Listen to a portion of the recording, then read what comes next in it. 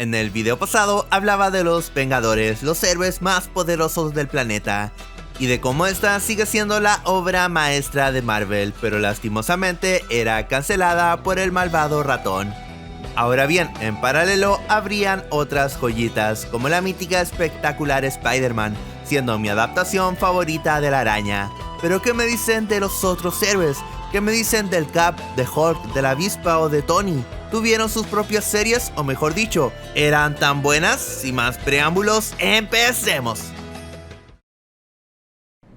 Yo soy Iron Man. Hablemos de Iron Man. ¿Y qué podría decir que nos ha dicho ya? Porque referirme a él hoy en día es hasta tonto, porque es uno de los héroes más icónicos. Y gran parte de ese crédito obviamente se debe a sus adaptaciones en carne y hueso. Pero ¿qué me dicen de las versiones animadas? Ya ok, tenemos a los héroes más poderosos del planeta, y por Dios que me hubiera encantado ver una película de él en solitario. Estoy seguro que hubiera sido muy interesante y se abordaría aún más en su psicología, pero no. ¿Y cómo sé que tú no eres un Skrull? Ya estás entendiendo. No puedo confiar en ustedes, y si no podemos confiar en nosotros, no podemos combatir nada. Los Vengadores se acabaron para mí. Ahora bien, remontándonos un poco a la historia, su primera serie vería la luz en los 90, y soy culpable de pensar como el 90% de los espectadores de la época, que simplón el concepto de Iron Man. Nah, un tipo en una armadura. Obvio que me arrepiento al día de hoy.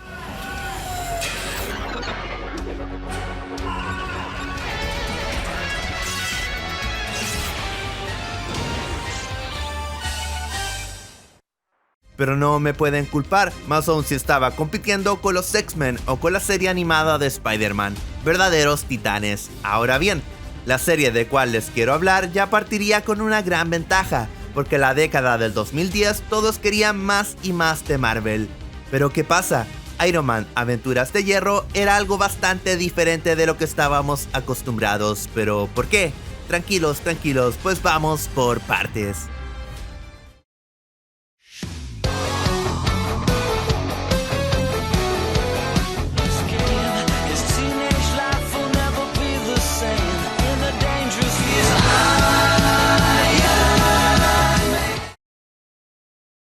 Como origen tenemos a un joven Tony Stark, incluso su padre aún estaría vivo, así que ya nos íbamos despidiendo de lo que supuestamente sabíamos. Por lo mismo recibía muchas críticas, pero más que eso, yo diría que es una mezcla entre innovadora por ser diferente, como también nos presentaba guiños a otras sagas. A ver, yo entiendo el factor joven, aunque en Iron Man sí buscó algo más maduro, ya, pero ok, me lo compré. Porque también es cierto que había varias posibilidades. Igual es chistoso porque el padre de Tony, quien dirige la empresa, es el opuesto total al filántropo de su hijo, que vemos en las películas. Incluso yo diría que Stein, uno de los grandes antagonistas, es marcado a él, haciendo tratos con el ejército, centrándose en las armas y tal. Y por último, fuera del contexto tenemos la razón de peso, y es la muerte de su padre, que en este caso es utilizado muy a lo Spider-Man. Y si bien me gusta, por Dios que no me creo que quedara tan en la nada. Como que básicamente le deja su herencia y sigue siendo dueño de la empresa, pero se muestra como un chico de la calle, muy a lo Peter Parker. ¿Por qué? Porque sí. Obvio que entendería que el malo le quitó su lugar en la empresa, bla bla bla bla bla. Pero es difícil de pensar que su padre no tenía ningún otro plan, incluso si es menor de 18, no sé. Me hubiera encantado ver algo muy a lo Batman del 2004, con un Bruce Wayne muy inexperto, pero manteniendo su legado. Pues acaso no entraría eso de empezar de cero. Al menos puedo decir que gracias a eso tendríamos episodios como cuando Tony se cuestiona si ser un héroe o no, o si está listo para dejar su vida de adolescente. Tengo que hacer algo, pero tengo el examen. Si no voy, repruebo y perderé Stark International. Tú salvas vidas, pero no tienes que hacerlo tú solo. Sí, ya lo dije, la serie es muy Spidey, pero al menos cumplen en hacerlo bien, con todas esas dualidades y también esas dudas. ¿Eh?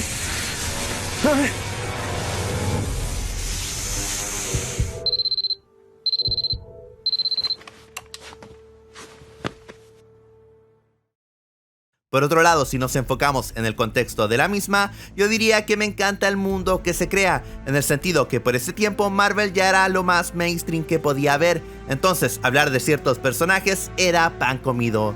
por lo que Aventuras de Hierro parte en un ambiente lleno de tecnología, de grandes villanos y, por qué no, también de grandes héroes, así que Tony era uno más.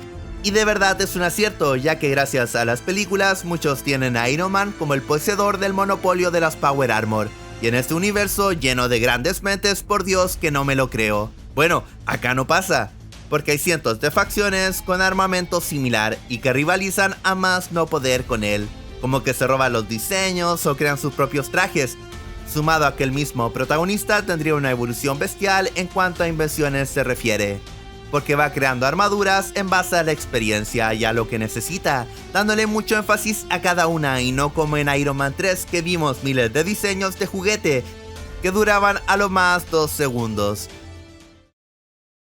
Hablando un poco de los protagonistas, debo decir que la triada presentada se me hace muy amena, partiendo por Tony, dejando de lado esas dudas de ser un héroe. De ahí en más lo siento muy maduro, como que tiene muy claro cuál es su rol y lo que quiere.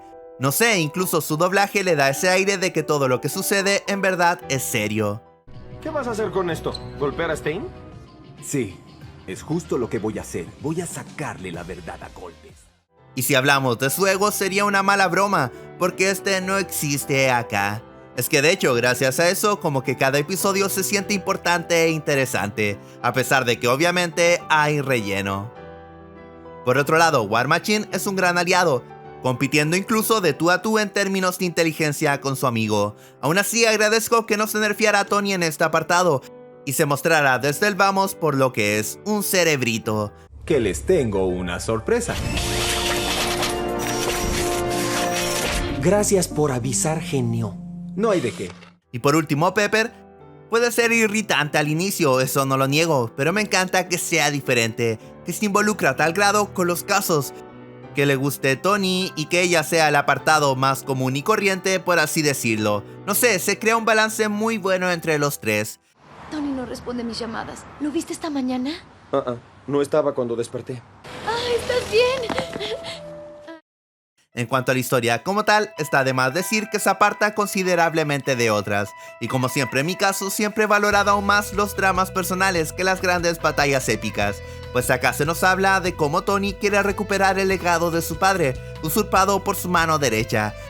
Y créame, es genial cómo se maneja, porque fuera de esa falsa pobreza, de verdad que no es llegar y echar al tipo, porque hay mucha influencia entre medio, trapos sucios, hay mucho dinero. Entonces, por más héroe o poderoso que sea, debía aceptar la injusticia. De alguna forma me recuerda a Espectacular Spider-Man, donde debía vivir día a día sabiendo que la mafia sigue dominando la ciudad. Hasta debía aliarse con ella de vez en cuando, como que a veces era un mal necesario, por así decirlo. Pues acá pasa igual. Incluso habría otros que lo odian tanto más que Tony, como Ventisca, siendo un mercenario que no le importa los medios para lograr su objetivo. Así que el prota sería un buen contraste, lo que es justo versus los anhelos personales. Aparte que Stein era uno de los tantos problemas que habría, otras corporaciones malvadas, rivales más personales y obviamente el villano final, el mítico Mandarín. Y sí, así se debe hacer. ¿Qué les puedo decir? Hablar del villano de Aventuras de Hierro, referirme al verdadero peso pesado de la serie. Y empezando por mi única queja es que ya ok, Tony es un adolescente, pero no era necesario rejuvenecer todo el mundo, en el sentido que varios villanos y personajes podían ser adultos y funcionar de igual manera. Incluso creo que se podría sacar más jugo aún con el drama por diversos hechos, pero ya ok, es joven, incluso sería amigo de Tony, obviamente sin saberlo. Entonces el antagonista actuó desde las sombras toda la primera parte, trayendo a colación el argumento de los anillos, que en el cine vaya que se demoraron, pero acá se da a entender que son algo como las gemas, pero en menor escala, aunque no por eso serían menos importantes. Entonces, junto a su persona nos traía dos relatos. Por un lado era el típico antagonista que mandaba lacayo tras lacayo, como también era un infiltrado que tarde o temprano terminaría por explotar.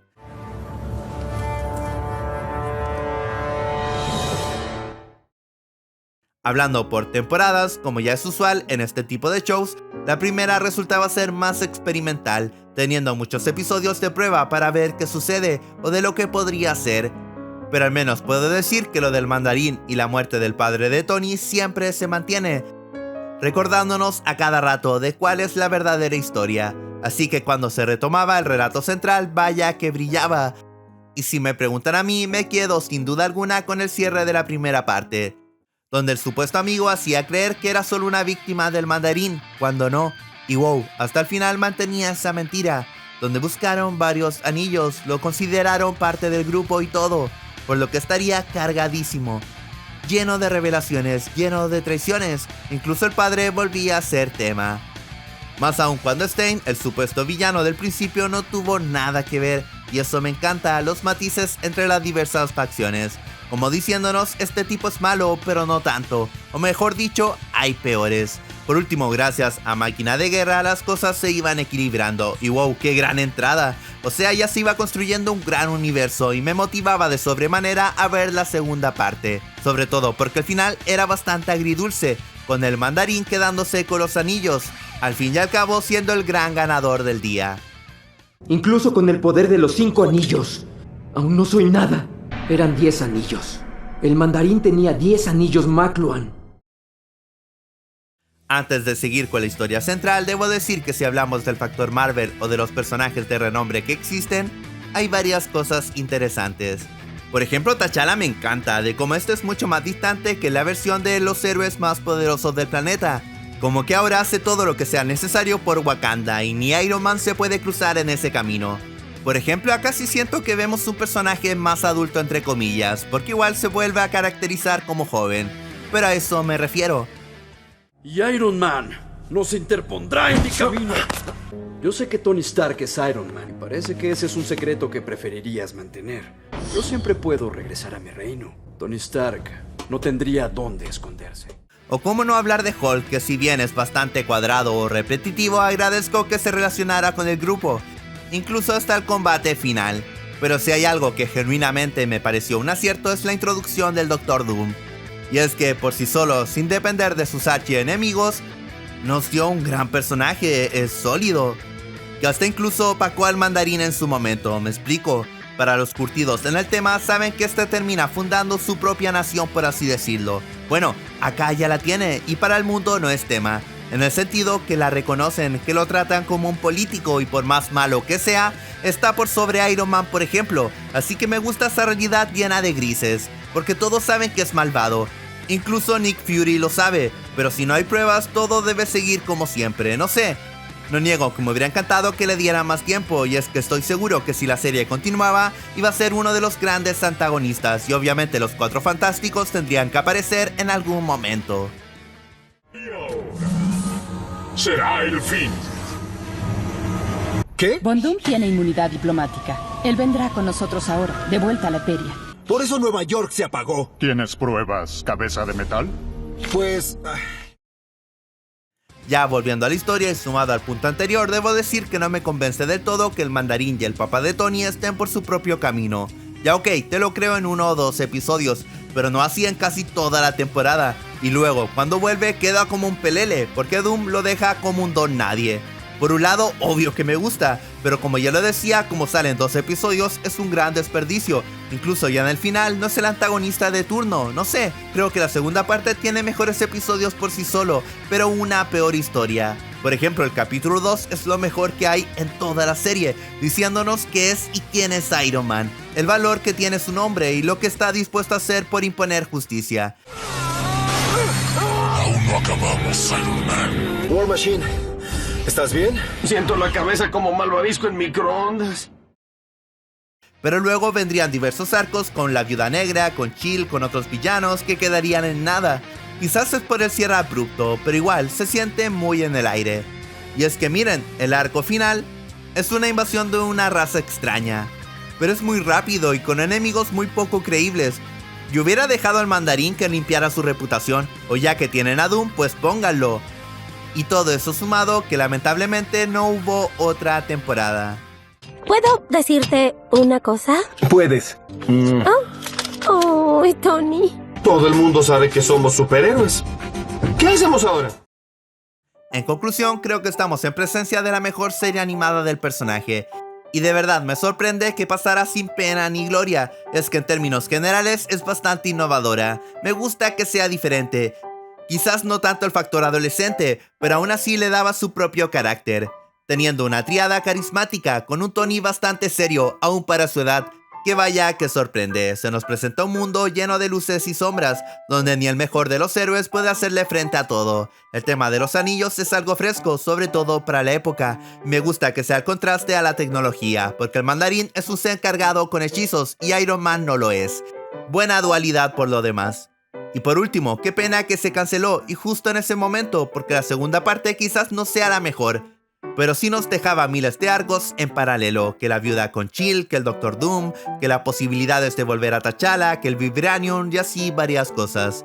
Por eso y muchas otras cosas más, Iron Man Aventuras de Hierro se ha ganado un lugar en este pequeño rincón. Y ya está, gente, espero que les haya gustado. No se olviden que me pueden recomendar una serie o película volviéndose miembros del canal. Cada vez somos más y lo agradecería bastante. También me pueden seguir en todas mis redes sociales o ingresar al Discord para que podamos charlar un rato. Aquí el Anónimo y nos vemos.